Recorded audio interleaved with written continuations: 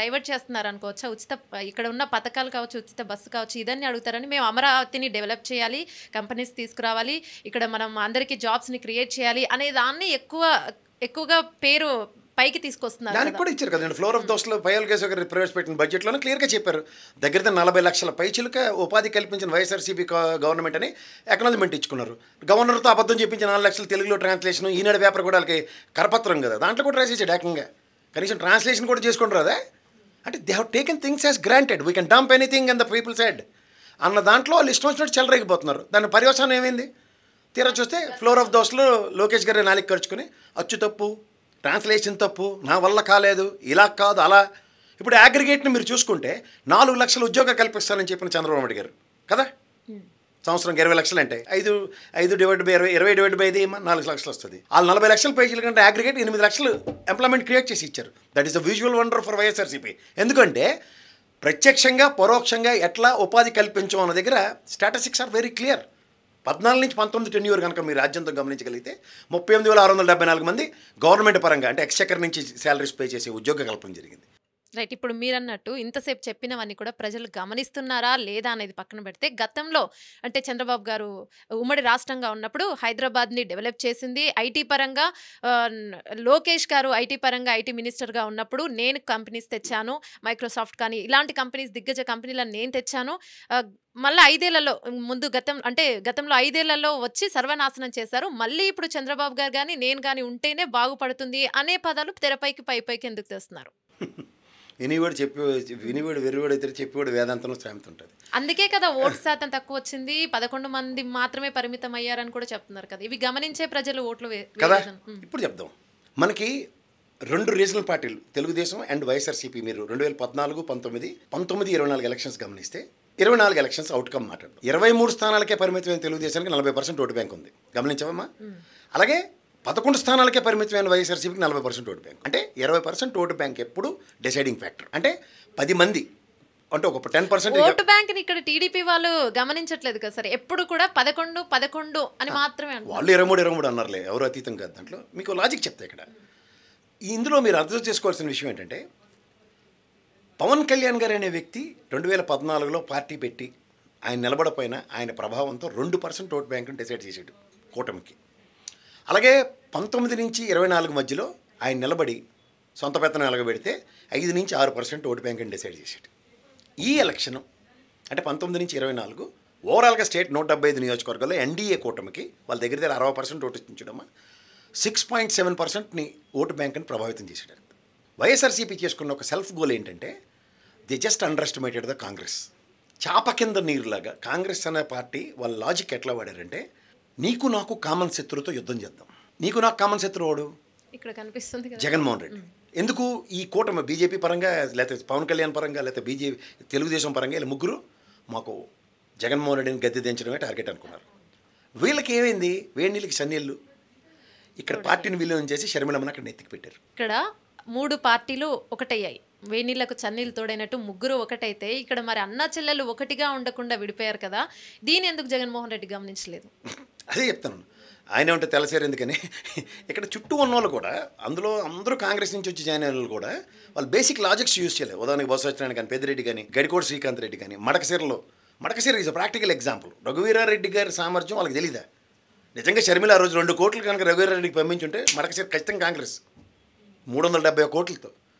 Whether you believe it or not, వాళ్ళ primary Moto ఏంటంటే Jaganmohan Reddy versus Congress అన్న దాంట్లో మనం ఎంత డ్యామేజ్ చేయాలి. ఇది కాక జమాయితుల్ ఇస్లాం ఎప్పుడు పార్టీషన్ దగ్గర నుంచి ఉన్న ఒక కరుడు గట్టిన ముస్లిం సామాజిక వర్గ పరిరక్షణకి, ఈరోజు ఈ పెన్షన్లు ఇవి కాదమ్మా, వాళ్ళు స్వచ్ఛందంగా ముస్లిం సామాజిక వర్గంలో వెనకబడిన ఉన్న వాళ్ళందరినీ పరిరక్షించుకుంటుంది, ఒక పిలుపునిచ్చింది. అట్ ఎనీ సర్కమ్స్టాన్సెస్ ఎక్కడైనా బీజేపీ నిలబడినా లేకపోతే బీజేపీ సపోర్టర్స్ నిలబడినా కాంగ్రెస్కి స్థిరంగా ఉన్న ఓటు ముస్లిం సామాజిక వర్గం వేసి తీరాలని. సో ఈ 2 ఎంత డ్యామేజ్ క్రియేట్ చేసాయంటే ఎంటైర్ స్టేట్లో, ఈ 2 పర్యవసానంలో మీరు ఎక్కడైనా చూసుకోండి కాంగ్రెస్కి. అందుకే చూడు, పెద్ద పవనైనా చిన్న పవనైనా ఒకే కర్రతో కొట్టమంటారు. వీళ్ళు తోకలో ప్రాణం ఉంచి వదిలేశారు. ఆ తోకలో వచ్చిన ప్రాణంకి వీళ్ళకి పుట్టే ఒరిజినల్ ఎబిలిటీ ఆఫ్ 67 చూసారు. 14లో రైతు రుణమాఫీ చేయనో ఏదో చెప్తారు. అలా అప్పుడు వీళ్ళు ఏం చేశారంటే, బీజేపీ, తెలుగుదేశం, జనసేన కలిసి కాంగ్రెస్ ఒరిజినల్గా ఎంత ఉందో ఆ 20% ఓటు బ్యాంక్నే మనం గేమ్ చేయాలి. అప్పుడు ఏం చేశారు, బీజేపీ 0.8%, వాళ్ళకి ఎప్పుడూ ఒక లాజిక్ ఉంటుంది బీజేపీకి. మేము తెలుగుదేశంతో కలిసామంటే కునుకునక్క మీద తాటిపండు పడకుండా నన్ను పక్కకు లాగుతాడు వీడు అన్న భరోసాతో వాళ్ళెవరో ముక్కుముఖం కూడా తెలియదు మనకి. తెలుగుదేశం ఆచ్ఛేదన ఉంటే గెలిచే సామర్థ్యం బీజేపీకి ఉంటుంది. అలా కొన్ని సీట్లు గేమ్ చేయొచ్చు అని వాళ్ళ అస్త్రాలు వాళ్ళ చేతకాంతానంతా ఇలా ప్రదర్శించుకున్నారు. ఇప్పుడు ఇక్కడ క్లియర్గా అర్థమవుతుంది కదా సార్, ఒకరికొకరు ఆత్మ పరిశీలన చేసుకుంటే జనసేన విడిగా కూటమి అంటే కూటమి లేకుండా అన్ని పార్టీలు విడివిడిగా ఉంటే ఖచ్చితంగా ఇక్కడ ఈ 2 అలా 4 గవులు కదే. ఇప్పుడు 4 ఎడ్లు కలిసి ఉన్నప్పుడు పుల్లిని చంపేసి విడివిడిగా ఉంటే 2019 ఎలక్షన్ ఎప్పుడైనా గుణపాఠం ఏంటంటే యాంటీ ఇన్కంబెన్సీని ప్రభుత్వం నుంచి వేరు చేస్తే మనం సక్సెస్ అనుకుని 2019 తెలుగుదేశం వెళ్ళింది, చేతులు కాల్చుకుంది. పవన్ కళ్యాణ్ అదే గేమ్. తా సెడ్డ కోతి వనమంతా చేర్చిందని మొత్తం తగలబెట్టి వచ్చింది. అతను ఆయన గెల్లపాడు. ఇవతల తెలుగుదేశానికి కూడా యాంటీ ఇన్కంబెన్సీ అనే 10% ఏదైతే ఉంటుందో ఆ తేనె తుట్టుని కలుపుకోరు తెలుసుకోలేదు తీశారు. అందుకే నయాన్నో భయాన్నో దాన్ని ఏమంటారు చూడు, మనసా వాచా కర్మ బదులు 10 మెట్లు కింద దిగిపోయాడు చంద్రబాబు నాయుడు అనే ఒక టాల్ పర్సనాలిటీ. నాకు బీజేపీ మీతో పొత్తు లేకపోతే నేను వెళ్ళలేను. అక్కడ అందరికీ తెలిసిన విషయం అది. అది ఎందుకంటే ఇప్పుడు ఎదుటివాడు మనతో ఆయన డైరెక్ట్ కొట్టలేం. ఈ ట్రాప్లో పవన్ కళ్యాణ్ అనే ట్రాప్లో జగన్మోహన్ రెడ్డి కూడా పడ్డాడు. ఆయన ఏం చేసుకున్నాడు తెలుసా, మనం ఏం చేసినా సరే మొత్తం రెచ్చగొట్టేస్తే పవన్ కళ్యాణ్ని ఆయన నిలబడిపోతాడు ఇండిపెండెంట్గా, తర్వాత మన పని సులువు అయిపోతుంది అన్నాడు.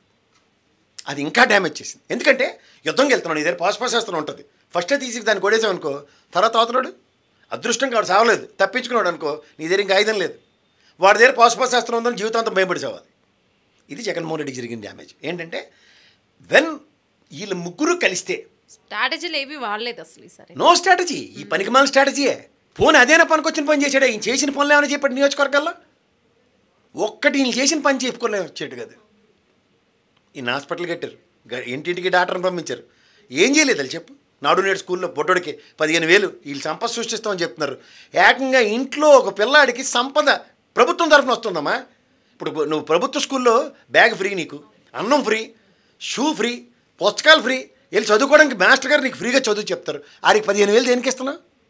ఇంకో బొడ్డోడు నారాయణలో చైతన్యంలో చదువుతుంటే 50,000 ఫీజుకి వీళ్ళ నాన్నకి 15,000 సాయం చేస్తున్నట్టు కదా, అవునా కదా?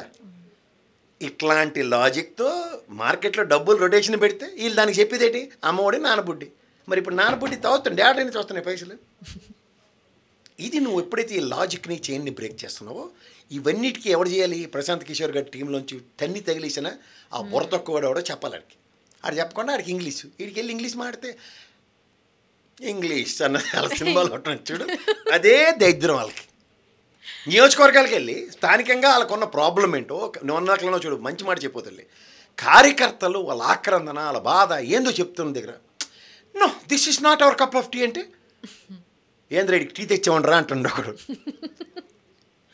మీకు అర్థమవుతుందా? అట్లా ఒక తెలియకుండానే ఒక బ్రిడ్జ్ క్రియేట్ అయిపోయింది. దీనికి తోడు ఊర్లో పెద్ద మనుషులు అంటే ఎవరు?